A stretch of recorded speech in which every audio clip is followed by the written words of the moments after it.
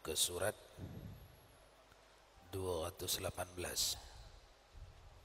Peringatannya. Tambih, peringatan.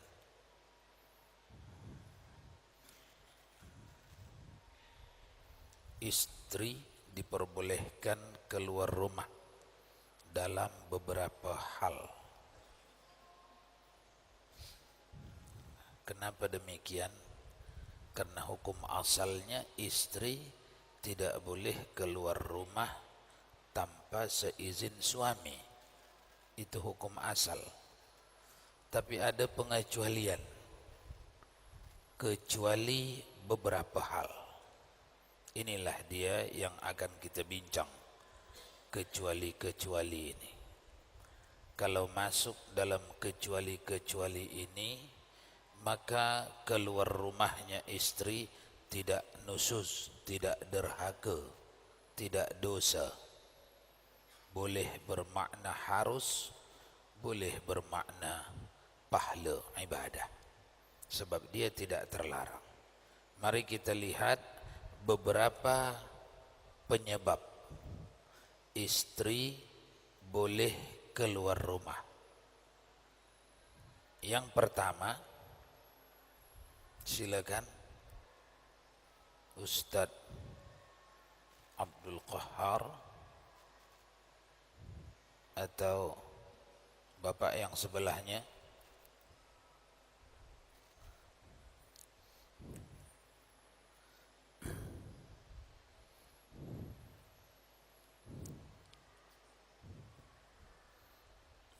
Silakan. Tambih, peringatan. Bismillahirrahmanirrahim. Istri diperbolehkan keluar rumah dalam beberapa hal. Antara lain bila rumah tempatnya akan runtuh. Dan apakah cukup dengan perkataan istri saya khawatir rumah runtuh atau harus ada karinah yang menurut adat kebiasaan menunjukkan rumah akan runtuh? Dalam hal ini guru kita berkata kedua-duanya bisa juga terjadi dan yang lebih dekat adalah yang kedua. Sudah. Ini penyebab pertama. Istri boleh keluar rumah walau tidak mendapat izin suami. Apa tadi penyebabnya? Saya takut rumah ni nampak macam nak runtuh rumah ni. Itu alasannya. Baik itu mengikut perhitungannya maupun mengikut perhitungan adat. Pada adatnya. Pada adatnya kalau dah macam ni retak-retaknya, tak lama runtuh lah ni. Saya tak beranilah tidur sini. Boleh dia keluar rumah tanpa seizin suaminya. Ini yang dimaksud. Dan kiaskanlah perkara yang sejenis dengan ini. Karena kitab fikih itu tidak menuliskan semua. Kalau tulis semua tak cukuplah 3 jilid ini Fathul Mu'in ya. Yang setara dengan ini. Apalagi selain saya tak beranilah tidur di rumah ni, takut runtuh ini. Selain itu apa lagi yang setara dengan itu? Keamanan. Saya tak beranilah tidur di rumah ni pasal tak aman masa ni kampung kita ni umpama. Di sana ada kejadian, di sana ada kejadian. Saya tak berani. Nah, itu menyebabkan tak dapat izin suami pun dia tidak nusus, tidak derhaka keluar. Itu makna. Penyebab yang kedua, silakan.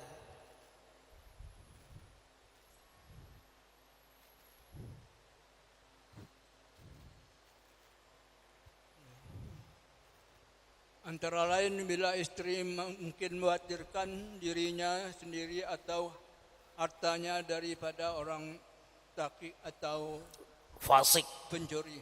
fasik atau orang pencuri. Ya, agak mirip dengan yang tadi. Lanjutkan lagi. Antara lain bila istri keluar untuk menghadap qadi guna menuntut haknya dari suami. Ini yang berikutnya. Yang ketiga, karena yang kedua tu mirip dengan yang tadi, yaitu ada orang jahat yang dikhawatirkan akan mengganggu dia, boleh dia keluar rumah. Nombor 2. Adapun nomor 3, istri ini boleh keluar rumah tanpa seizin suami apabila ianya hendak pergi ke pengadilan, ke mahkamah, atau ke tuan qadi, atau ke tok mudim, atau ke tuan-tuan imam yang dipanuti nasihatnya di kampung tu, atau kepada siapapun yang dituakan di kampung itu. Mengapai dia pergi sana? Hendak menuntut haknya dari suaminya. Mungkin ada haknya yang diabaikan suaminya. Dia tak dapat menuntut sendiri, meminta sendiri. Dia mesti pergi menuntutnya kepada yang berwenang. Nah, boleh dia keluar rumah tanpa seizin suaminya. Itu yang dimaksud.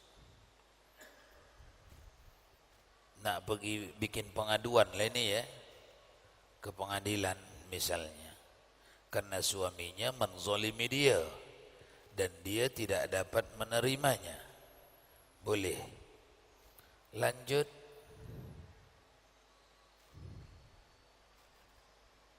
Sambil-sambil kalau ada soalan silakan ya. Pasal rumah tangga ni perkara yang amat rumit. Sila. Antara lain Kejap. Di negeri kita ini kan tidak terbiasa para suami katakanlah membuat satu larangan-larangan begitu, sepanjang apa yang dilakukan istri itu tidak maksiat besar lah, mungkin begitu. Bisa jadi faktor negeri kita ini juga relatif lebih aman. Kedua juga bisa karena keawaman daripada suami sendiri.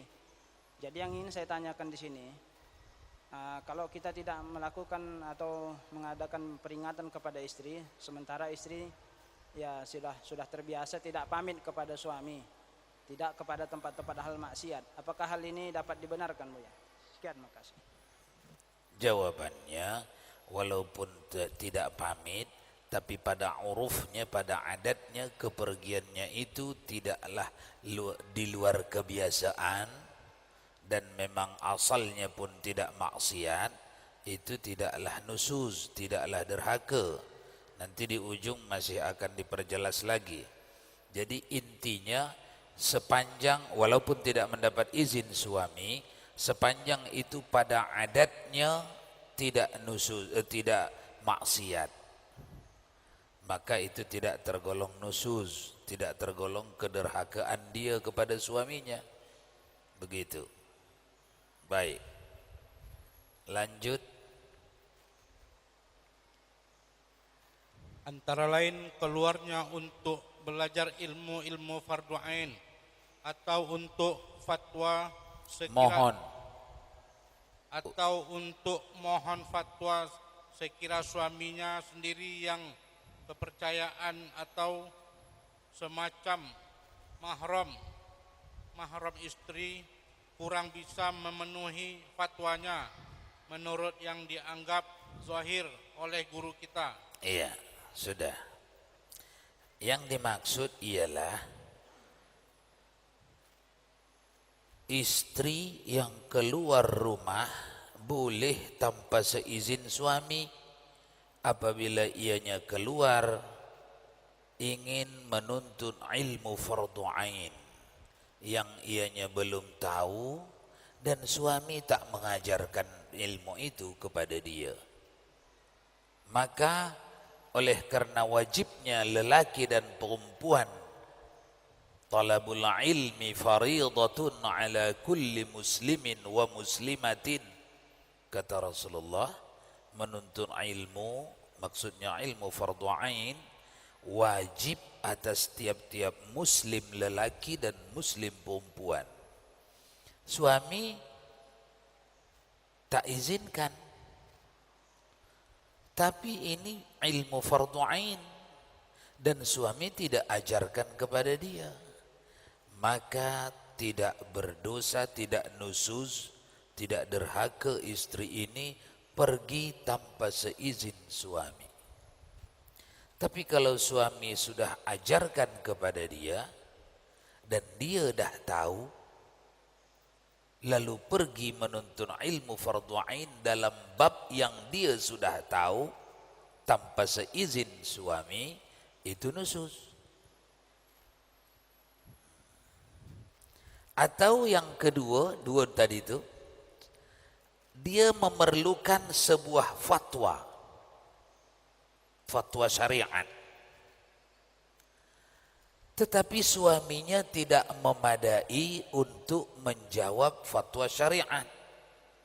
Oleh karena suaminya tidaklah ahli di bidang itu, maka boleh ianya keluar rumah tanpa seizin suami untuk mendapatkan fatwa syariat yang hukumnya wajib. Contoh, karena fatwa syariat ini ada yang wajib, ada yang sunat. Contoh misalnya, datang istri, bang atau pa,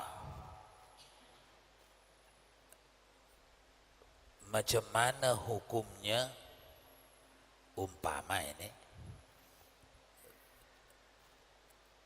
saya yang sedang menyusui anak ni ketika bulan Ramadan, saya tak sanggup berpuasa,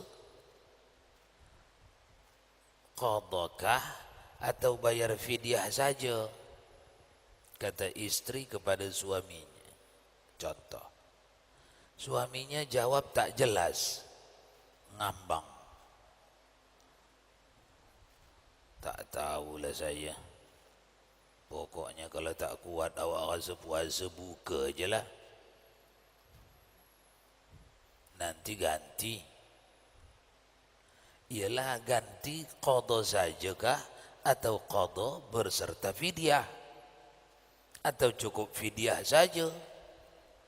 Itu tak jelas sangatlah saya tu. Yang penting awak tinggalkan puasa, awak ganti puasa. Balance. Ini fatwa tidak jelas, ini wajib. Maka boleh ianya pergi keluar rumah tanpa seizin suami dan ianya tidak tergolong nusuz atau derhaka. Atau semisalnya lah yang semakna dengan itu. Fahamlah kita itu, ya. Lanjut. Ada masalah, silakan. Lanjut.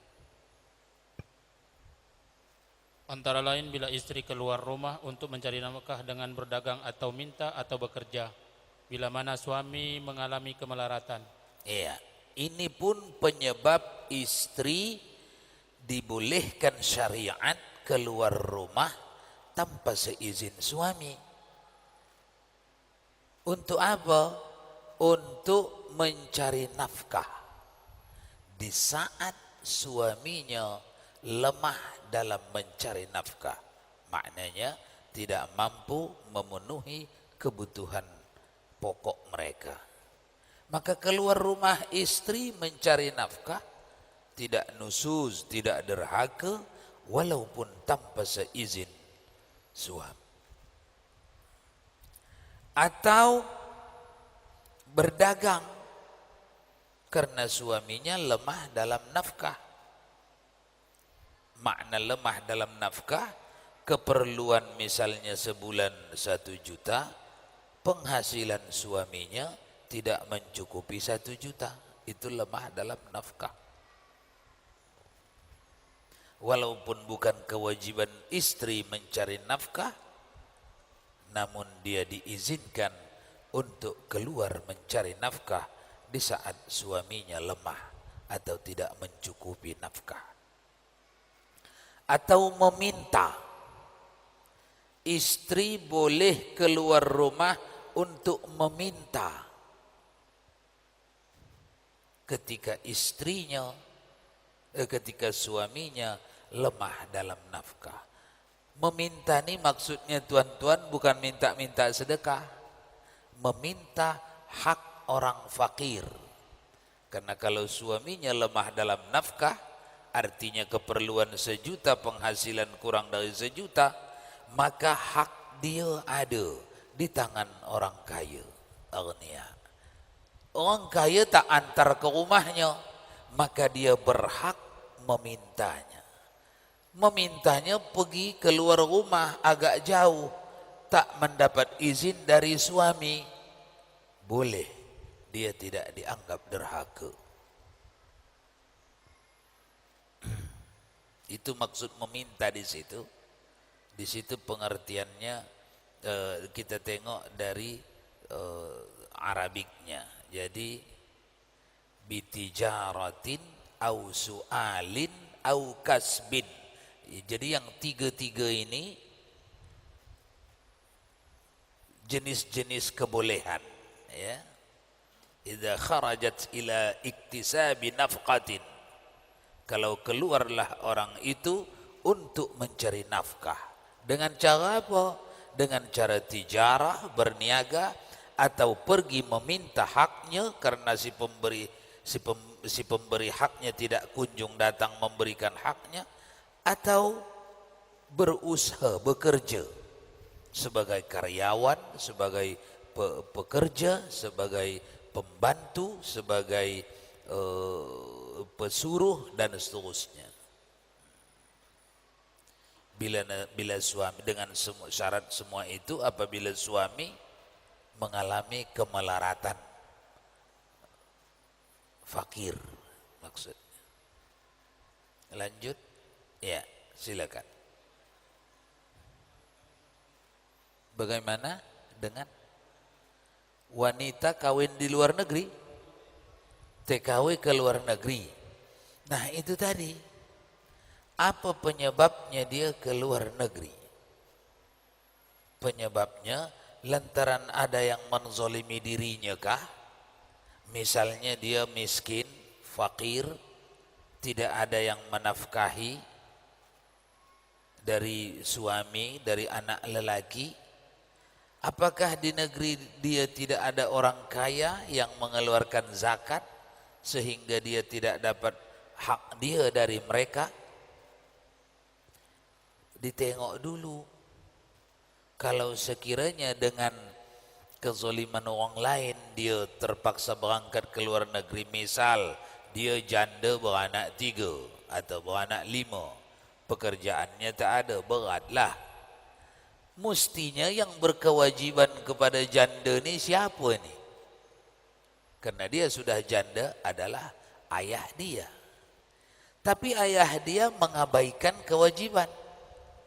Ada harta dia untuk menafkahi anak ini tapi tidak dinafkahinya. Maka orang ini, ayah ini besok diusut, dituntut di mahkamah. Dituntut di mahkamah karena mengabaikan kewajibannya. Atau dia punya anak lelaki yang sudah dewasa, yang sudah mampu mencari nafkah, tetapi tidak menafkahinya. Maka anak ini berdosa lantaran tidak menafkahi. Jadi dicari dulu lelaki yang menjadi nasabnya. Kalau tidak ada, kewajiban terakhir sebelum ianya wajib pergi ke luar negeri, kewajiban terakhir pemerintah. Dah tak ada keluarganya, ayahnya, atuknya, anak lelakinya, abangnya lelaki, adiknya lelaki, tak ada semua. Terakhir pemerintah. Pemerintah wajib secara syariat wajib menafkahi orang itu, yang fakir itu. Tapi bukan secara syariat saja ya. Di dalam undang-undang dasar negeri ini, negara kita ini, fakir miskin, orang-orang yang melarat itu ditanggung oleh negara. Itu di atas tulisan lah Pak Kades ya. Jangan pula jadi pikiran. Kalau bisa pikirkan. Orang-orang fakir itu di atas undang-undang dasar 45 itu. Kesepakatan unyang-unyang kita dulu itu yang mendirikan negara ini. Baca kembali. Kalau kepala desa harus baca itu ya. Apalagi camat atau bupati. Memang mesti baca lah. Orang-orang yang fakir, orang-orang terlantar, orang-orang yang tak dapat mengupayakan nafkahnya, itu menjadi tanggung jawab pemerintah menafkahinya. Begitulah cintanya orang-orang tua kita dahulu, pejuang negeri ini kepada seluruh lapisan rakyat. Sehingga tidak boleh ada, setelah pulang Belanda, tak boleh ada yang kelaparan. Tak boleh itu ada. Namanya pun merdeka. Itu niat atuk-atuk kita dulu ya. Adakah sudah kita tunaikan sekarang atau belum? Istafti qalbak. Tepuk dada tanya iman. Jangan tanya selera. Lanjut. Antara lain, bila istri tanpa seizin suami keluar bukan dalam sikap sebagai nusus di waktu suami berada di luar daerah setempat untuk ziarah atau menjenguk kerabat bukan lelaki atau wanita luar kerabat menurut beberapa wajah, karena seperti itu menurut uruf adalah tidak terhitung sebagai nusus. Iya. Ini juga dibolehkan.